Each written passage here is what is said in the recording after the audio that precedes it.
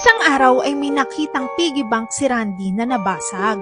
Nung araw kasi na yon ay galing sa basurahan si Piggy at siya ay naliligaw. Kung saan-saan na siya pumunta para makabalik sa nag-aalaga sa kanya. Muntik na nga siyang masagasaan sa kalye. Pero habang siya ay naglalakad, may mga batang nakakita sa kanya. Pinag-agawan siya ng mga ito at nakita ito ni Randy, kaya naman aawatin sana niya ang mga bata nang bigla itong malaglag at mabasag. Tumakbo ang mga bata at iniwan yung basag na piggy bank. Inuwi ni Randy ang mga piraso nito at pinagkabit-kabit at binuong muli.